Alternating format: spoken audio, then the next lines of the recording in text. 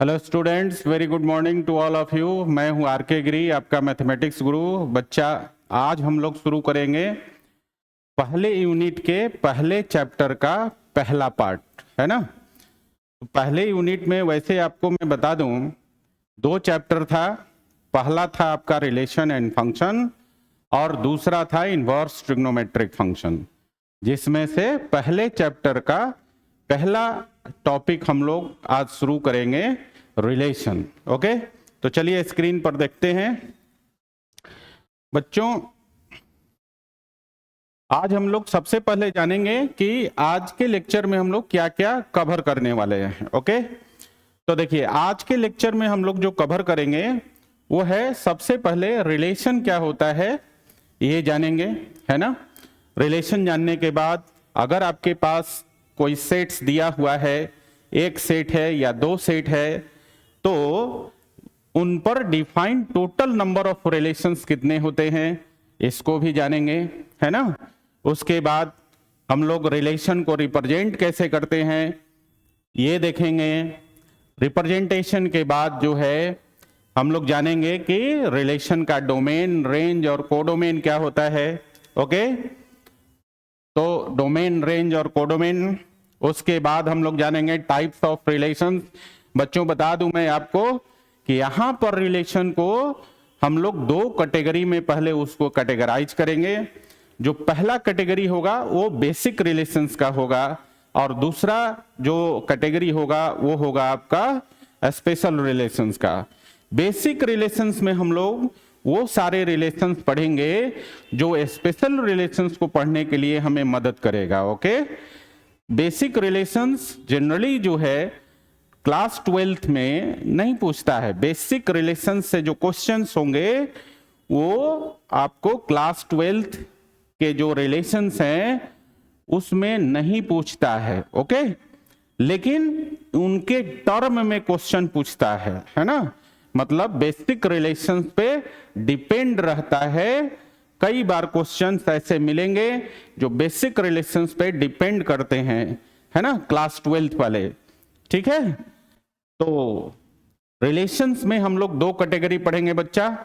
पहला तो basic relations और दूसरा special relations. Okay, basic relations में हम लोग 5 प्रकार के रिलेशन आज पढ़ेंगे और पहला प्रकार है इसमें रिलेशन ऑन अ सेट।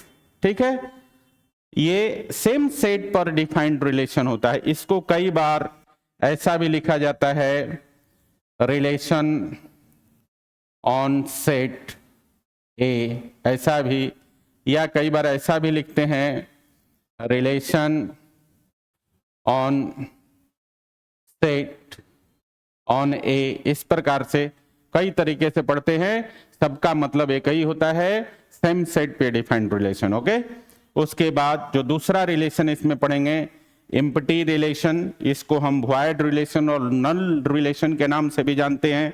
ठीक है, इसके बाद आगे हम लोग तीसरा पढ़ेंगे इसमें आइडेंटिटी रिलेशन। ठीक है, चौथा अपना होगा इनवर्स रिलेशन और पांचवा होगा अपना यूनिवर्सल रिलेशन। ये बेसिक रिलेशन में 5 प्रकार के रिलेशन हम लोग पढ़ने जा रहे हैं आज। ठीक है, ठीक है ना। चलिए आगे बढ़ते हैं। तो सबसे पहले हम लोग देखेंगे रिलेशन क्या होता है ना।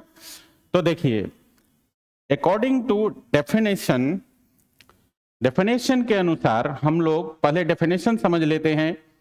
कह रहा है कि if A and B are two non empty sets, अगर हमारे पास ए और बी दो नॉन एम्प्टी सेट्स हैं तो रिलेशन आर, यहां पर then R is said to be relation from A to B if R is a subset of A cross B।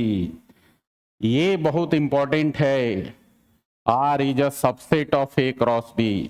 अगर A और B दो नॉन एम्प्टी सेट्स है तो R को A से B में रिलेशन हम तभी बोलेंगे जब R A क्रॉस B का सबसेट होगा। बात समझ में आई? तो चलिए हम लोग एक एग्जाम्पल करते हैं बच्चा।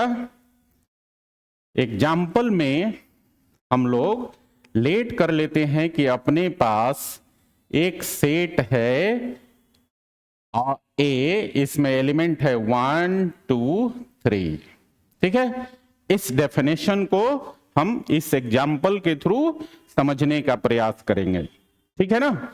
अब इस सेट पर डिफाइंड कुछ रिलेशन ले लेते हैं हम लोग, ठीक है। सबसे पहले तो हम लोग इसका कार्टेशियन प्रोडक्ट निकाल लेते हैं A क्रॉस A, ठीक है। पिछले लेक्चर में हमने कार्टेशियन प्रोडक्ट निकालना आपको बताया था। तो क्या करते हैं इसमें, देखिए अब तो हमारे पास दोनों सेट A ही है, तो A के एक एलिमेंट को उठाएंगे और फिर A के बाकी सारे एलिमेंट के साथ पेयर बनाएंगे। ऐसे हमारे पास सारे पेयर्स आ जाएंगे और सभी पेयर्स का जो सेट होगा वो होगा अपना A क्रॉस A, ठीक है। तो चलिए यहां पे हम A क्रॉस A निकालते हैं। तो पहला पेयर होगा 1 1, फिर हो जाएगा 1 2, फिर हो जाएगा 1 3, फिर हो जाएगा आपका 2 1, फिर 2 2, फिर हो जाएगा आपका 2 3, फिर इसी तरह से हम 3 को उठा के पेयर करेंगे तो मिलेगा हमें 3 1, उसके बाद 3 2, उसके बाद 3 3, ठीक है। ये सारे ऑर्डर पेयर होंगे A से A में, ठीक है ना। और इनका जो सेट होगा वो A क्रॉस A होगा। तो A क्रॉस A हमने निकाल दिया। अब हम इसी सेट A पर डिफाइंड कुछ रिलेशंस निकालेंगे, मान लेते हैं यहां पर, और उसे हम चेक करेंगे कि क्या वो रिलेशंस A क्रॉस A के सबसेट है कि नहीं है, ठीक है ना। इसे हम लोग दो सेट भी लेकर चेक कर लेंगे, ठीक है ना। चलिए पहले हम लोग देखते हैं, कुछ रिलेशंस मान लेते हैं, है ना। चलो मान लिया कि अपने पास एक रिलेशन है R1 और इसमें हम ले लेते हैं 1 1, उसके बाद 2 1, उसके बाद ले लेते हैं 3 1, ठीक है। एक दूसरा रिलेशन ले लेते हैं R2, इसमें हम ले लेते हैं 1 2, फिर ले लेते हैं 2 2, फिर लेते हैं 3 2, ठीक है बच्चा। फिर एक और रिलेशन ले लेते हैं R3, इसमें ले लेते हैं 1 3, फिर 2 3, फिर 3 2 और फिर 3 3, ठीक है ना। ये हमने ले लिया। अब हम लोग चेक करते हैं यहां पर, ठीक है।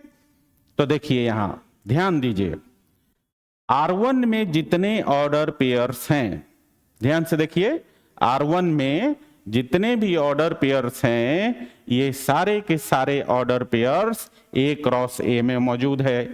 तो इस केस में हम लोग क्या कहेंगे कि जो R1 है वो हमारा सबसेट है A क्रॉस A का। क्लियर है बच्चा। अब R1 A क्रॉस A का सबसेट हो गया। इसी प्रकार से हम लोग देखेंगे R2 को। तो ध्यान दीजिएगा, R2 में भी जितने भी ऑर्डर पेयर्स हैं वो सभी के सभी A क्रॉस A में मौजूद है। इसका मतलब ये हुआ कि R2 भी A क्रॉस A का सबसेट हो गया, ठीक है। इसी प्रकार हम लोग R3 को चेक करते हैं तो देखेंगे कि R3 में जो ऑर्डर पेयर्स है 1 3 2 3 3 2 और 3 3, ये भी सारे के सारे order pairs A cross A में मौजूद है। तो इसका मतलब ये हुआ कि R3 भी A क्रॉस A का सबसेट हो गया, ठीक है। यहां पे बच्चों R2 में A क्रॉस B हो गया है, इसको हम लोग लिखेंगे A क्रॉस A, ठीक है ना। तो A क्रॉस A। तो हम क्या देख रहे हैं यहां पर, देखिए हमने क्या देखा कि ये जो हमने तीन रिलेशंस लिए थे R1 R2 R3, ये सभी के सभी क्या है, A क्रॉस A के सबसेट हैं, है ना। तो ये इन सभी को हम लोग क्या कहेंगे कि R1 R2 R3 ये जो है रिलेशन है। क्लियर है। तो ये तीनों के तीनों या क्या होगा, रिलेशन होगा सेट ए पर। तो हम बोल सकते हैं that is R1, R2 and R3 are relations on set A. Clear है। यहां पे हमने क्या किया था, यहां पे सिर्फ एक ही सेट लिया था, ठीक है ना, और सेम सेट पर हमने आपको दिखाया कि ये जो R1, R2, R3 है वो A क्रॉस A का सबसेट है, और A क्रॉस A के सबसेट होने की वजह से R1, R2, R3 set A पर रिलेशन हो गया, ठीक है ना। अब हम लोग क्या करेंगे, इसी रिलेशन को हम लोग दो सेट पर देखते हैं, है ना। तो चलिए अगले पेज पे चलते हैं। तो देखिए इसके लिए हम लोग क्या करेंगे, लेट कर लेंगे दो सेट। तो लेट कर लीजिए, एक सेट है अपना ए, इसमें है आपका 1 2 3 तीन एलिमेंट्स हैं। एक सेट ले लेते हैं दूसरा बी, ठीक है, और इसमें हम ले लेते हैं 4 5 6 7, ये ले लेते हैं। दो ही एलिमेंट लेते हैं, इसमें बहुत बड़ा हो जाएगा, तो इसमें हम लोग दो एलिमेंट सिर्फ लेते हैं, ठीक है, 4 और 5, ठीक है ना। अब हम लोग सबसे पहला काम करेंगे कि यहां पर A क्रॉस B निकाल लेते हैं, ठीक है बच्चा। तो A क्रॉस B निकालने का तरीका क्या है, A के एलिमेंट को एक एक करके उठाएंगे और B के साथ पेयर करेंगे, ठीक है ना। तो देखिए A के एलिमेंट 1 को उठाते हैं और B के साथ पेयर करते हैं, तो हमें मिलेगा 1 4, उसके बाद आपका 1 5, फिर इसी प्रकार से 2 को उठाते हैं तो हमें मिलेगा 2 4 2 5, इसी प्रकार से हम लोग 3 को उठाते हैं तो हमें मिलेगा 3 4 3 5, ठीक है। तो ये हमारा निकल गया A क्रॉस B। अब हम लोग कुछ रिलेशन लेट करते हैं। Now let R1 is equal to, sorry, तो हम लोग लेट कर लेते हैं बच्चों, इसको थोड़ा ऊपर कर लेते हैं।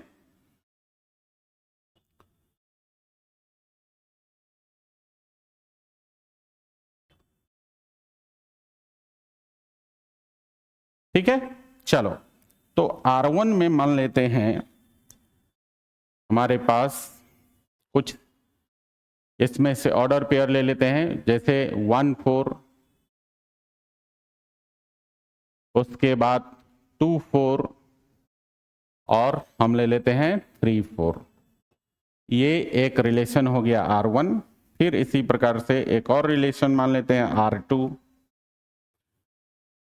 इसमें ले लेते हैं हम लोग 1 5 2 5 3 5, ठीक है। चलिए एक और रिलेशन ले लेते हैं R3, इसमें ले लेते हैं 2 4 3 4 3 5, ठीक है बच्चा। एक और रिलेशन ले लेते हैं, ठीक है, और इसमें ले लेते हैं 1 5 2 2 4 3 4 3 5 3 6, ठीक है, ये ले लेते हैं हम लोग। अब हम लोग इन चारों रिलेशन R1 R2 R3 और R4 को चेक करते हैं, ठीक है। तो चलिए देखते हैं हम लोग। यहां देखिए R1 में जितने भी ऑर्डर पेयर्स हैं 1 4 2 4 और 3 4, ये सभी के सभी A क्रॉस B में मौजूद है। इसका मतलब ये हुआ कि R1 जो है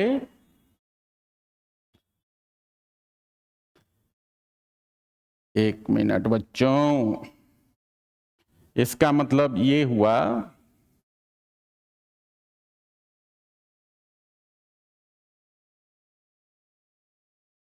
हाँ, तो हम लोग कहां थे, यहां पर हमने देखा था कि 1 4 2 4 और 3 4 जो R1 में ऑर्डर पेयर्स हैं, ये सभी के सभी किस में मौजूद है, A क्रॉस B में मौजूद है, तो हम लोग R1 को A क्रॉस B का सबसेट बोलेंगे। ठीक है, इसी प्रकार से R2 में जो ऑर्डर पेयर्स हैं 1 5 2 5 3 5, ये भी सारे order pairs A cross B में मौजूद है। तो इसका मतलब ये हुआ कि R2 भी A क्रॉस B का सबसेट हो गया। आगे बढ़ते हैं, R3 को देखते हैं। R3 में 3 ऑर्डर पेयर है 2 4 3 4 और 3 5।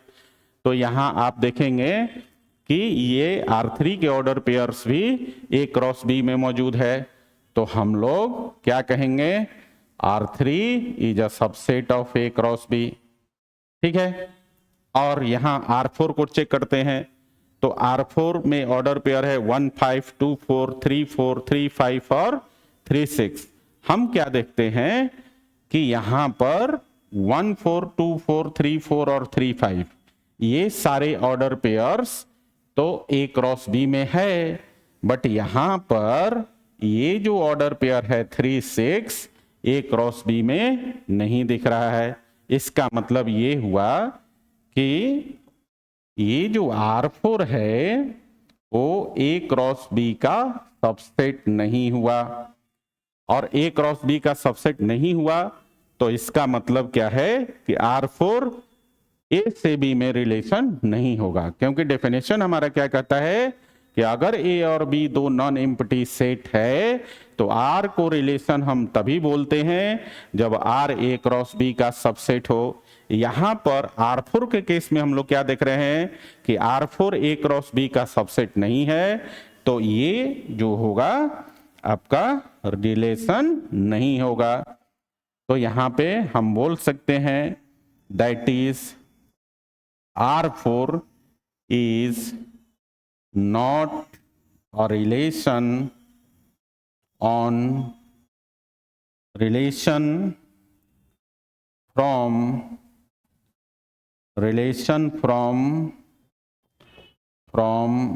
A to B। क्लियर हो गया, मतलब R4 जो है A क्रॉस B का सबसेट नहीं हुआ, इसलिए R4 A से B में रिलेशन नहीं है। वहीं पर हम लोग क्या देखते हैं कि यहां पर जो 3 रिलेशंस हैं R1 R2 और R3, ये सभी के सभी A क्रॉस B के सबसेट हैं, इसलिए इनको हम लोग बोलेंगे that is R1 R2 and R3 are, इनको क्या बोलेंगे, रिलेशन बोलेंगे। किस पर, A से B में ये रिलेशन है। क्यों है, क्योंकि R1 R2 R3 A cross B का सबसेट है। ओके, तो that is R1 R2 R3 are relations from A to B।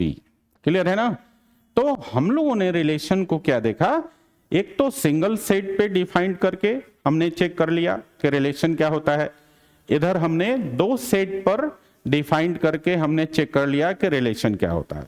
कुल मिलाकर हम लोग क्या कहते हैं कि अगर हमारे पास 2 सेट है, अगर हम ऐसे समझें कि अगर हमारे पास एक सेट है तो एक सेट मान लो कि R है, तो R को रिलेशन कब बोलेंगे, जब R A क्रॉस A का सबसेट होगा। ओके, उसी प्रकार से जब हमारे पास 2 सेट हो A और B, तो R को हम रिलेशन कब बोलेंगे, जब R A क्रॉस B का सबसेट हो। क्लियर है। तो मेरे ख्याल से रिलेशन क्या होता है ये आपको समझ में आ गया। ओके, चलिए आगे बढ़ते हैं बच्चा। रिलेशन के बाद हम लोग देखेंगे कि टोटल नंबर ऑफ रिलेशन क्या होता है। मतलब अगर आपके पास 2 सेट गिवन है A और B, तो A से B में हम लोग कितने रिलेशन डिफाइन कर सकते हैं, उसकी संख्या बताना है ना।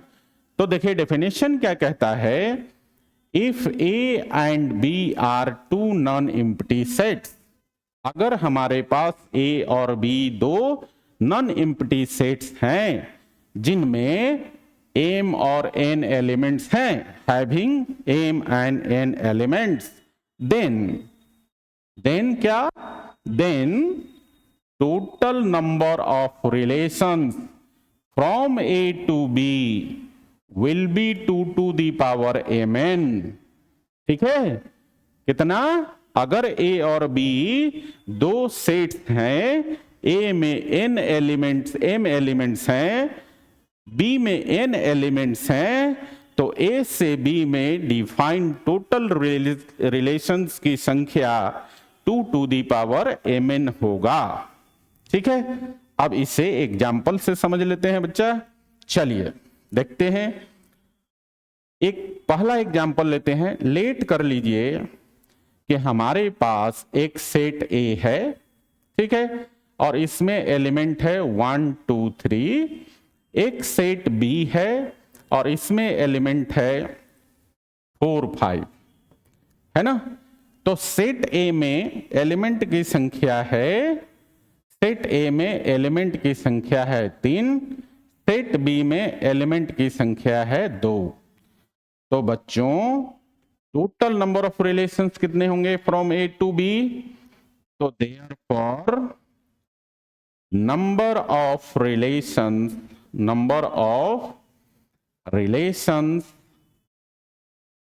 From A to B is equal to 2 to the power mn। अभी हमने डेफिनेशन पढ़ा कि अगर ए में m एलिमेंट है और b में n एलिमेंट है, तो a से b में डिफाइंड टोटल रिलेशंस की संख्या 2 to the power mn होगा। यहां पर हम लोग m और n का वैल्यू रख देंगे, तो कितना हो जाएगा 2 to the power 3 into 2, कितना हो गया 2 to the power 6। मतलब इतने रिलेशंस हम लोग ए से बी में डिफाइंड कर सकते हैं। अगर ए में 3 एलिमेंट है, बी में 2 एलिमेंट है, तो ए से बी में टोटल रिलेशंस की संख्या 2 to the power 6 होगी। ओके, चलिए अब हम लोग आगे बढ़ते हैं। इसमें डिफरेंट केस लेकर समझ लेते हैं, है ना। चलिए आगे बढ़ते हैं, दूसरे एग्जाम्पल की तरफ चलते हैं बच्चा।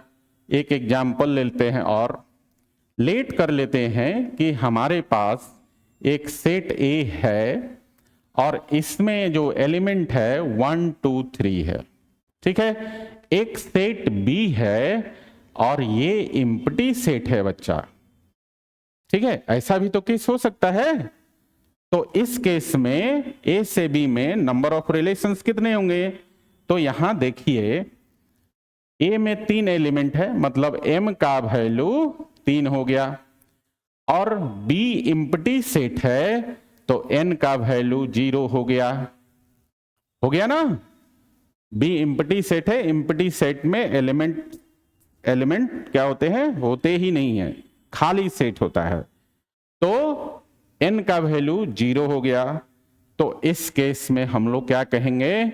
नंबर ऑफ रिलेशंस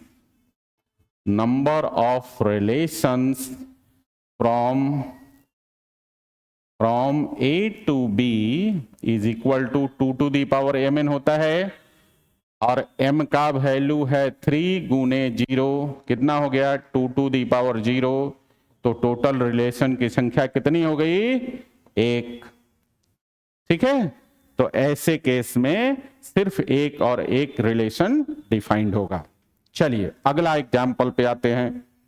अगले एग्जाम्पल में लेट कर लेते हैं, तीसरा एग्जाम्पल देखते हैं। यहां लेट कर लेते हैं, हमारे पास जो सेट ए है और ये एम्प्टी सेट है ना, और एक सेट बी ले लेते हैं और इसमें हम लोग ले लेते हैं element A B C D, ठीक है। तो बच्चों यहां क्या देख रहे हो? यहां देख रहे हैं कि ए एम्प्टी सेट है, तो इसमें कितने एलिमेंट्स होंगे? 0। m का वैल्यू कितना हो जाएगा? 0। और b जो है इसमें 4 एलिमेंट्स हैं, तो n का वैल्यू हो गया 4। तो देयरफॉर नंबर ऑफ रिलेशंस कितने हो जाएंगे ए से बी में? देयरफॉर नंबर ऑफ रिलेशंस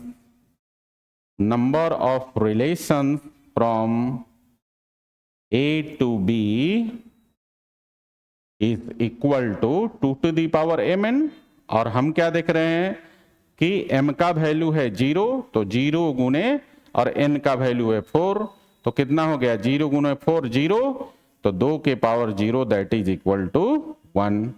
तो यहां भी हमने क्या देखा कि टोटल नंबर ऑफ रिलेशंस कितने मिले, सिर्फ एक मिला। तो हमारे पास एक जो है कॉन्सेप्ट आया, और वो कॉन्सेप्ट क्या है कि अगर दो सेट है और दोनों में से कोई भी एक सेट एम्प्टी सेट है, तो टोटल नंबर ऑफ रिलेशंस, दोनों सेट पे defined total number of relations की संख्या सिर्फ एक होगी। क्लियर ना? चलिए अब हम लोग जरा एक और एग्जाम्पल देखते हैं। ठीक है, तो अगले पेज पे चलते हैं बच्चा। देखिए अगला एग्जाम्पल ले लेते हैं हम लोग, चौथा एग्जाम्पल। ठीक है, और इसमें क्या करते हैं, सिर्फ एक ही सेट लेते हैं। तो लेट कर लेते हैं हम लोग कि एक सेट है अपने पास, और इसमें जो है आपका एलिमेंट है ए बी सी, 3 एलिमेंट है। ठीक है, हमें क्या करना है, हमें ए से ए पर डिफाइंड टोटल रिलेशन की संख्या निकालनी है ना? तो यहां आप क्या देख रहे हो कि ए में एलिमेंट की संख्या कितनी है, 3 है, तो m का वैल्यू कितना हो गया 3। और अगर हम b के जगह, सेट b के जगह इसी सेट को लेते हैं फिर से, तो इसमें एलिमेंट है a b c, और यहां पर आप क्या देखोगे कि n का वैल्यू जो होगा वो भी 3 ही होगा। बात समझ रहे हैं? अब हम लोग क्या कर रहे हैं, सेम सेट पर रिलेशन की संख्या निकाल रहे हैं ना, सेम सेट पर डिफाइंड रिलेशन की संख्या। तो इस केस में कैसे, थोड़ा सा एक डायग्राम से समझ लेते हैं।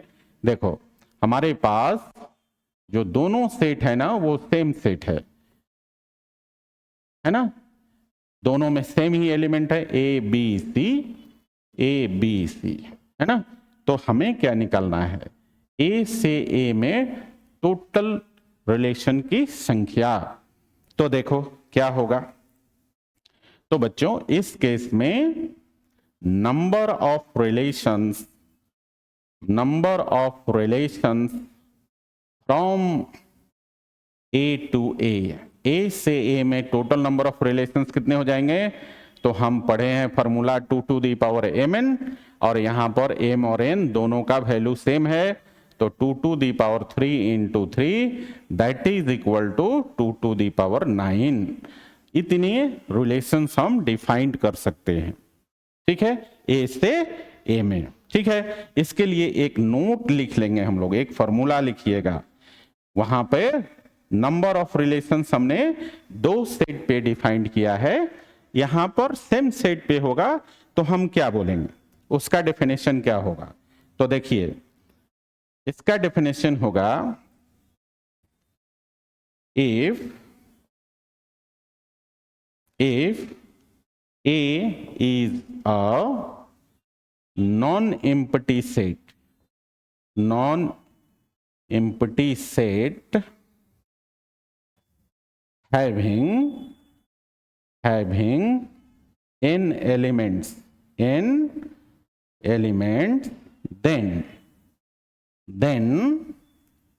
total number of relations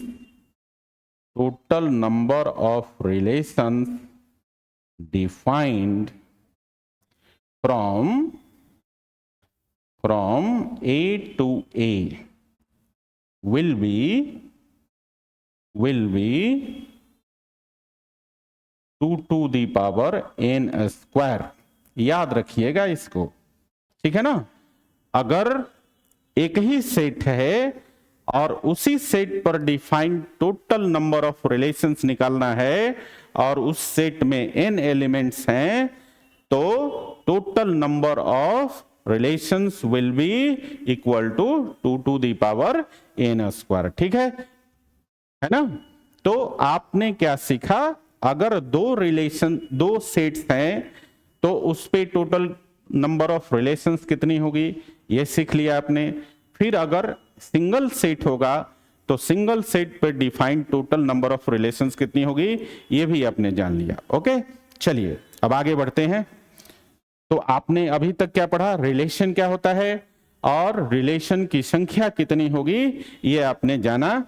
आगे बढ़ते हैं बच्चों, आगे हम लोग देखते हैं कि रिलेशन को हम कितने प्रकार से रिप्रेजेंट कर सकते हैं, है ना, रिप्रेजेंटेशन ऑफ रिलेशन। ठीक है, तो चलिए इसको हम लोग एग्जाम्पल से ही समझने वाले हैं। ठीक है, हमारे पास एक सेट है बच्चा और वो है सेट ए, इसमें 3 एलिमेंट है 1 2 3। एक दूसरा सेट भी है अपने पास, है ना, और बी, इसमें एलिमेंट्स हैं 2 3 4। और क्या कहता है इसके बारे में, कहता है A R B. A R B का मतलब है कि ए आर बी का मतलब है कि ए बिलोंग करेगा सेट ए से, बी बिलोंग करेगा सेट बी से। तो सेट ए का कोई एलिमेंट ए रिलेट करता है सेट बी के एलिमेंट बी से, और इस प्रकार से रिलेट करता है सच दैट, क्या, such that A is less than B. किस प्रकार से रिलेट करता है, सेट ए का एलिमेंट सेट बी के एलिमेंट से इस प्रकार रिलेट करता है कि ए का मान बी से छोटा हो, जहां ए सेट ए का एलिमेंट है, बी सेट बी का एलिमेंट है। ठीक है, यही बात यहां भी लिखा हुआ है। ठीक है, तो इस केस में हम लोग रिलेशन कितने प्रकार से रिप्रेजेंट कर सकते हैं वो देखेंगे। तो देखिए, सबसे जो पहला रिप्रेजेंटेशन है उसको बोलते हैं roster form. Roster form, roster form, roster form में, रोस्टर फॉर्म में क्या करते हैं हम लोग, रोस्टर फॉर्म में रिलेशन को हम लोग ऑर्डर पेयर के फॉर्म में रिप्रेजेंट करते हैं। और ऑर्डर पेयर कैसे बनाएंगे, यहां पर 2 सेट दिया हुआ है और दोनों सेट के एलिमेंट्स को एक relation A is less than B से रिलेट करना है। ठीक है ना, तो यहां पर बच्चों क्या हो जाएगा, रोस्टर फॉर्म में ऑर्डर पेयर के फॉर्म में लिखना है। तो देख लीजिए क्या करेंगे, ए से बी में हम ऑर्डर पेयर बनाएंगे, इस बात को ध्यान देते हुए कि सेट ए का एलिमेंट सेट बी के एलिमेंट से छोटा होना चाहिए। चलो तो देखो 1 को उठा लिया इधर ए का, और इसमें चेक करेंगे कि 1 किस किस से छोटा है। तो यहां हम क्या देख रहे हैं कि 1 जो है बी के सभी एलिमेंट्स 2 3 और 4 तीनों से छोटा है, तो 1 का रिलेशन तीनों के साथ बनेगा। और वो हम लिखेंगे कैसे, 1 2 फिर 1 3 फिर 1 4।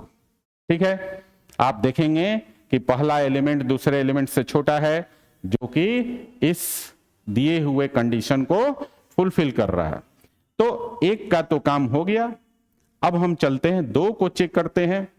2 को चेक करते हैं कि सेट ए का जो एलिमेंट 2 है वो सेट बी के किस किस एलिमेंट से छोटा है।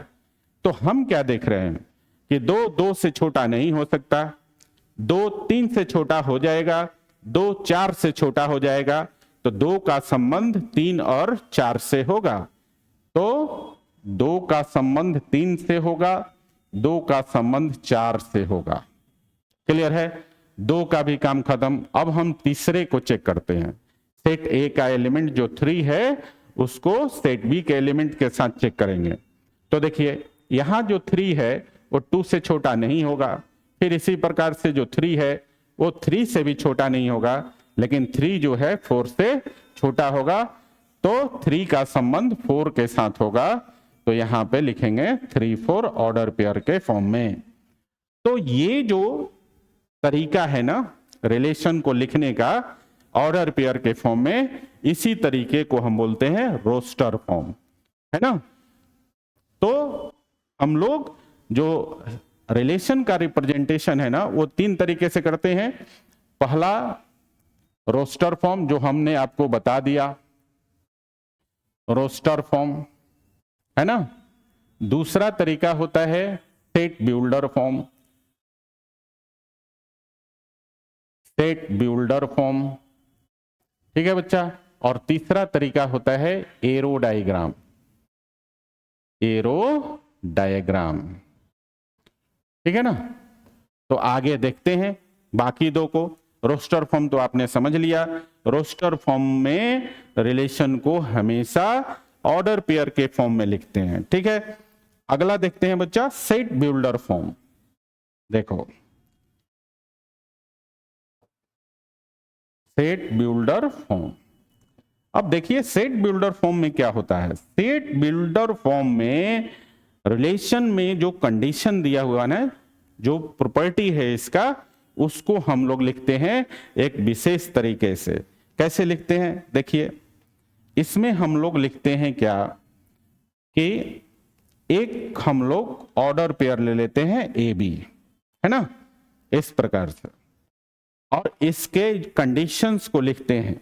जिस कंडीशन पे रिलेशन बन रहा है सेट ए से सेट बी में, उस कंडीशन को हम फिर यहां पे लिखते हैं। तो हमारे पास अगर कोई ऑर्डर पेयर है रिलेशन आर में, ए बी ऑर्डर पेयर है, तो ये ए बी को कैसे लिखना है, ये ए बी लिखेंगे इस प्रकार से है कि ए का मान बी से छोटा है। तो रिलेशन का कंडीशन हमने लिख दिया, या यूं बोल सकते हो कि रिलेशन का जो गुण है उसको हमने यहां लिख दिया। अब हमें ए और बी के बारे में भी बताना होता है, तो हम लिखते हैं जहां ए जो है सेट ए से बिलोंग करेगा एंड जो बी है वो सेट बी से बिलोंग करेगा, ठीक है। तो जब हम किसी रिलेशन को उसके कंडीशंस के साथ लिखते हैं करली ब्रैकेट के अंदर, ठीक है ना, उसके गुण धर्म को जब लिखते हैं, उस रिलेशन का जो भी गुण धर्म होगा, तो हम ऐसे कंडीशन में क्या बोलते हैं कि रिलेशन को सेट बिल्डर फॉर्म में रिप्रेजेंट किया, ठीक है ना। तो आपने दो फॉर्म समझ लिया, एक तो रोस्टर फॉर्म, दूसरा set builder form. Roster form में हमेशा रिलेशन को ऑर्डर पेयर के फॉर्म में लिखते हैं, वो भी कैसे, जो रिलेशन में कंडीशन दिया है उसके अनुसार। और सेट बिल्डर फॉर्म में क्या करते हैं, सेट बिल्डर फॉर्म में रिलेशन के गिवन कंडीशन को लिखते हैं, मतलब जो भी इसका गुण धर्म है उसको लिखते हैं, ठीक है। अगला जो होता है अपना, वो होता है आपका एरो डायग्राम, है ना। इसको हम आगे नेक्स्ट पेज पे देखते हैं बच्चा। चलिए अगले पेज पे देखते हैं। तो जो हमारा अगला है वो है arrow diagram. Arrow diagram, arrow diagram के थ्रू भी हम रिलेशन को रिप्रेजेंट करते हैं। यहां पर हम लोग एक बार जो गिवन सेट है उसको लिख लेते हैं। अपने पास जो दिया हुआ सेट था वो था ए में एलिमेंट था 1 2 3, दूसरा सेट था बी में एलिमेंट था 2 3 4, ठीक है। ये दो सेट था, इसको हम लोग क्या करते हैं कि यहां पर डायग्राम बना के दिखाएंगे। देखिए ये सेट ए हो गया, ये सेट बी हो गया। ए से बी में रिलेशन को दिखा दीजिए। ए में एलिमेंट है 1 2 3, बी में एलिमेंट है 2 3 4, है ना। अब हम लोग क्या करेंगे, जो हमारे पास कंडीशन दिया हुआ था वो दिया था A is less than B where A belongs to set A, B belongs to set B. ये हमारे पास कंडीशन था, है ना। तो हम लोग इसी कंडीशन पे यहां पर एरो बनाएंगे। तो देखिए 1 को देखिए, 1 जो है सेट ए का एलिमेंट वो बी के सभी एलिमेंट से छोटा है, तो 1 का संबंध बी के सारे एलिमेंट के साथ होगा। तो 1 का संबंध 2 के साथ भी होगा, 1 के संबंध 3 के साथ भी होगा, और 1 का संबंध 4 के साथ भी होगा। बात समझ में आ गई। चलिए आगे बढ़ते हैं। तो 1 का काम खत्म, अब 2 को देखते हैं। तो देखिए यहां जो 2 है वो इस कंडीशन को आप चेक करेंगे तो आप देखेंगे 2 2 से छोटा नहीं है, लेकिन 2 3 और 4 से छोटा है। तो यहां पर 2 का संबंध 3 से होगा और 2 का संबंध 4 से होगा। ठीक है, 1 से नहीं होगा क्योंकि 2 जो है 2 का संबंध 2 से नहीं होगा क्योंकि 2 जो है 2 से छोटा नहीं है। अब हम लोग चलते हैं अगला एलिमेंट 3 पर। तो 3 को हम लोग क्या देख रहे हैं, सेट ए का एलिमेंट जो 3 है वो इधर सेट बी के एलिमेंट के साथ चेक करेंगे तो क्या देखते हैं कि 3 जो है 2 से छोटा नहीं है, 3 जो है 3 से भी छोटा नहीं है, 3 सिर्फ 4 से छोटा है, तो 3 का संबंध 4 से होगा, सिर्फ 4 से होगा। तो ये जो तरीका है ना किसी रिलेशन को लिखने का, इस तरीके को बोलते हैं एरो डायग्राम। ठीक है, इस तरीके में क्या करते हैं, 2 सेट ले लेते हैं हम लोग, है ना, और फिर हम क्या करते हैं कि रिलेशन का जो दिया हुआ कंडीशन है उसके अनुसार हम लोग यहां पर एरो लगाते हैं, है ना। और ये कंप्लीट डायग्राम क्या कहलाता है, एरो डायग्राम। और ये किसके लिए है, सेट को रिप्रेजेंट करने के लिए। तो हमने क्या देखा, हमने देखा कि सेट को हम 3 प्रकार से रिप्रेजेंट करते हैं। पहला रोस्टर फॉर्म, रिलेशन को हम लोग 3 प्रकार से रिप्रेजेंट करते हैं। पहला रोस्टर फॉर्म, है ना, रोस्टर फॉर्म। दूसरा हमने पढ़ा set builder form, set builder form. तीसरा हमने पढ़ा एरो डायग्राम। क्लियर है, अब याद रहेगा ना कि किसी रिलेशन को हम कितने प्रकार से रिप्रेजेंट कर सकते हैं, तो 3 प्रकार से हम रिप्रेजेंट करते हैं। ठीक है, चलो बच्चों आगे बढ़ते हैं। सेट का रिप्रेजेंटेशन भी हो गया। अब हम लोग देखते हैं कि रिलेशन का डोमेन, रेंज और कोडोमेन क्या है ना, domain, range and codomain of a relation. ठीक है, डोमेन, रेंज और कोडोमेन को समझने के लिए हम लोग एग्जाम्पल के थ्रू समझेंगे। तो देखिए अपने पास एक एग्जाम्पल है दिया हुआ, एक सेट ए है जिसमें 3 एलिमेंट है 1 2 3। दूसरा सेट बी है, इसमें 4 एलिमेंट है 4 5 6 7। और एक रिलेशन है R is a relation defined as, यहां पर एक रिलेशन भी दिया हुआ है और डिफाइंड है इस प्रकार से, आर में, आर रोस्टर फॉर्म में यहां लिखा हुआ है, और यहां पर आर में जो ऑर्डर पेयर है 2 5 2 6 3 4 और 3 6, ये हमारे पास जो है एक रिलेशन दिया हुआ है। ठीक है ना। अब डोमेन, रेंज, कोडोमेन कैसे समझेंगे, तो देखिए इसके लिए हम लोग डायग्राम बना लेते हैं, एरो डायग्राम। एरो डायग्राम से बड़ी आसानी से समझ लीजिएगा। तो देखिए यहां पर ये सेट ए है और ये सेट अपना बी है। ठीक है, ए से बी में एक रिलेशन है आर।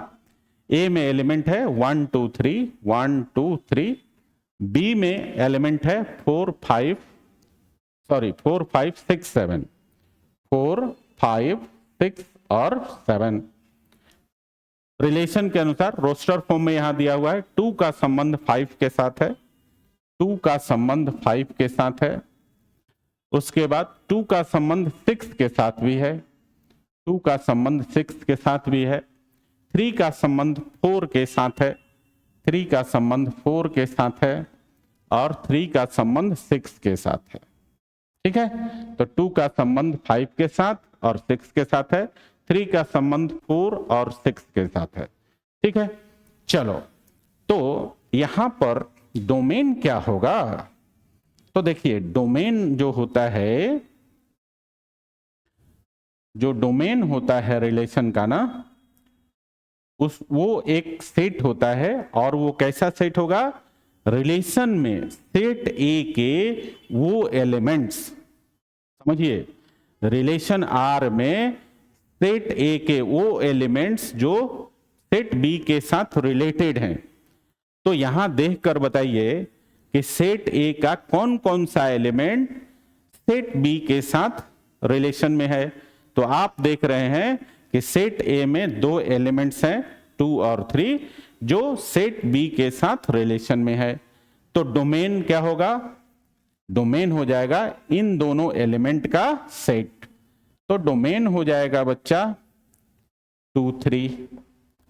आई बात समझ में? चलो, तो डोमेन क्लियर हो गया। या फिर इसको दूसरे तरीका से समझ सकते हैं। दूसरा तरीका क्या है कि ये जो रिलेशन है ना, ये जो रिलेशन दिया हुआ है, इसमें प्रत्येक ऑर्डर पेयर का जो पहले एलिमेंट का सेट होगा। तो देखिए, प्रत्येक ऑर्डर पेयर, यहां पर 2, यहां भी इसका पहला एलिमेंट 2, इसका पहला एलिमेंट 3 और इसका 3, दो बार रिपीट हो रहा है, 3 2 बार रिपीट हो रहा है। सेट लिखते समय हम लोग किसी एलिमेंट को रिपीट नहीं करते हैं, इसलिए 2 को सिर्फ एक बार लिखेंगे और 3 को भी एक बार लिखेंगे। तो 2 तरीका समझ में आया। एक तो आप वेन इसका एरो डायग्राम बना दीजिए। उसके बाद आपको क्या देखना है कि सेट ए का कौन कौन सा एलिमेंट सेट बी के साथ रिलेशन में है। जो जो एलिमेंट रिलेशन में है उसका सेट बना दीजिए, तो रिलेशन का डोमेन हो जाएगा। दूसरा तरीका क्या है कि अगर आपके पास जो रिलेशन है रोस्टर फॉर्म में दिया हुआ है, तो प्रत्येक ऑर्डर पेयर के पहले एलिमेंट का सेट बना दीजिए, तो डोमेन हो जाएगा। क्लियर? चलो आगे बढ़ते हैं। दूसरा है आपका रेंज। रेंज क्या होता है? Range of the relation. ठीक है, अब रेंज क्या है बच्चा? तो एरो डायग्राम से अगर देखना है तो आप देखेंगे क्या, सेट बी का कौन कौन सा एलिमेंट सेट ए के साथ रिलेशन में है। एरो डायग्राम से अगर देखना है तो क्या देखेंगे कि सेट बी का कौन कौन सा एलिमेंट सेट ए के किस किस एलिमेंट के साथ रिलेशन में है। तो जो जो एलिमेंट सेट बी का सेट ए के साथ रिलेशन में है, उसका जो सेट होगा वो रेंज कहलाएगा। और दूसरा तरीका क्या है? दूसरा तरीका है, अगर आपका रिलेशन रोस्टर फॉर्म में दिया हुआ है, तो दूसरा तरीका है कि इसमें जो प्रत्येक ऑर्डर पेयर का सेकंड एलिमेंट जो है, प्रत्येक ऑर्डर पेयर का सेकंड एलिमेंट का सेट बना देंगे, तो आपका रेंज निकल जाएगा। क्लियर हो गया? दोनों तरीका क्लियर हो गया। अगर आपका रिलेशन एरो डायग्राम में है तो हम देखेंगे कि सेट बी का कौन कौन सा एलिमेंट सेट ए के साथ रिलेशन में है, उसका सेट क्या कहलाएगा? रेंज कहलाएगा। यदि आपका रिलेशन रोस्टर फॉर्म में दिया हुआ है, तो प्रत्येक ऑर्डर पेयर के सेकंड एलिमेंट का जो सेट होगा वो कहलाएगा रेंज आपका।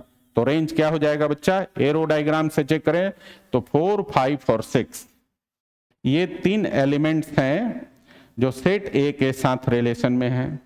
और यही चीज हम यहां चेक करें तो रोस्टर फॉर्म में प्रत्येक ऑर्डर पेयर का सेकंड एलिमेंट, तो 5 6 4 6, तो आप देखेंगे कि 6 2 बार रिपीट हो रहा है और 4 और 5 सिंगल टाइम्स है, तो 6 को एक ही बार लिखेंगे तो 4 5 6 ही होगा। समझ में आया? तो ये था आपका रेंज ऑफ द रिलेशन। अब आगे बढ़ते हैं बच्चा। आगे है आपका कोडोमेन ऑफ द रिलेशन। क्या होता है कोडोमेन ऑफ द रिलेशन? ठीक है, अब कोडोमेन क्या होता है? तो देखो, रिलेशन में जो सेट बी होता है ना, उसको हम लोग बोलते हैं कोडोमेन। अगर ए से बी में, ठीक है, अगर मान लीजिए कि एक रिलेशन है जो ए से बी में डिफाइंड है, तो बच्चा जो सेट बी होता है ना, यही कोडोमेन होता है। आई बात समझ में? तो यहां पर एरो डायग्राम में भी हम क्या देख रहे हैं? Set B. तो अगर एरो डायग्राम दिया हुआ है तो आप डायरेक्टली पूरा सेट बी जो होगा इस रिलेशन का कोडोमेन होगा, है ना। और नहीं तो आपके पास ऑलरेडी दिया होगा सेट ए और सेट बी, और ए से बी में डिफाइंड रिलेशन गिवन होगा, है ना। तो सेट बी जो होगा वो आपका कोडोमेन कहलाएगा। तो कोडोमेन हो गया आपका सेट बी। आप चाहें तो सेट बी लिखकर भी छोड़ सकते हैं, या सेट बी में जो भी एलिमेंट्स हैं उसको आप लिख सकते हैं। तो यहां पर सेट बी में कौन कौन सा एलिमेंट है? 4 5 6 और 7। क्लियर है ना। तो इस तरह से आपने समझा कि किसी रिलेशन का डोमेन क्या है, रेंज क्या है और कोडोमेन क्या है। क्लियर है? चलो आगे बढ़ते हैं। अब आगे है बच्चा रिलेशन का प्रकार, है ना, रिलेशन का प्रकार, टाइप्स ऑफ रिलेशंस। बच्चों मैं यहां आपको बता दूं कि हम लोग जो है रिलेशन को दो कैटेगरी में बांटेंगे पहले, है ना। एक कैटेगरी वो है जो आपको ज्यादातर 11th में पढ़ाया जाता है ना, और दूसरा कैटेगरी वो होगा जो कि 12th में आता है या 12th में पढ़ने को मिलता है, जिससे बोर्ड में ज्यादा क्वेश्चंस पूछे जाते हैं। तो इसके आधार पर हम लोग क्या करेंगे, रिलेशन को पहले दो कैटेगरी में बांटेंगे, फिर कैटेगरी वाइज हम स्टडी करेंगे सारे रिलेशन का, ठीक है ना। तो देखिए सबसे पहले हम लोग बेसिक रिलेशंस, एक कैटेगरी, यहां हमने दो कैटेगरी बनाया है। एक कैटेगरी है आपका बेसिक रिलेशंस का, दूसरा कैटेगरी है आपका स्पेशल रिलेशंस का। तो बेसिक रिलेशंस में जानते हैं कौन कौन सा हमें रिलेशन पढ़ना है। तो देखो इसमें जो पहला रिलेशन है वो है आपका रिलेशन ऑन अ सेट, ठीक है। उसके बाद दूसरा रिलेशन जो होता है वो होता है वॉइड, या इसी को बोलते हैं एम्प्टी, या इसी को बोलते हैं नल। तीनों नाम से इसको जानते हैं, वॉइड, एम्प्टी और नल रिलेशन। ये हमारा दूसरा रिलेशन है किस कैटेगरी का, बेसिक रिलेशंस का। इसके बाद तीसरा जो रिलेशन होता है वो होता है आइडेंटिटी रिलेशन, आइडेंटिटी रिलेशन, ठीक है। इसके बाद जो चौथा रिलेशन है वो है आपका इनवर्स रिलेशन, इनवर्स रिलेशन, ठीक है। और लास्ट फाइनल पांचवा जो रिलेशन है आपका वो है आपका यूनिवर्सल रिलेशन, यूनिवर्सल रिलेशन, ठीक है बच्चा। तो ये 5 प्रकार के हम लोग पढ़ते हैं बेसिक रिलेशंस में, 5 प्रकार के रिलेशंस, ठीक है। अब हम लोग देखेंगे कि ये जो अपना स्पेशल रिलेशंस है इसमें कितने रिलेशंस हैं। तो देखिए इसमें भी हम लोग 4 रिलेशंस पढ़ेंगे और 12th बोर्ड में इसी स्पेशल रिलेशन से क्वेश्चन होते हैं, ठीक है ना। तो इसमें जो पहला रिलेशन होता है वो होता है आपका रिफ्लेक्सिव रिलेशन, रिफ्लेक्सिव रिलेशन, ठीक है। दूसरा इसमें हम लोग पढ़ेंगे सिमेट्रिक रिलेशन, सिमेट्रिक रिलेशन।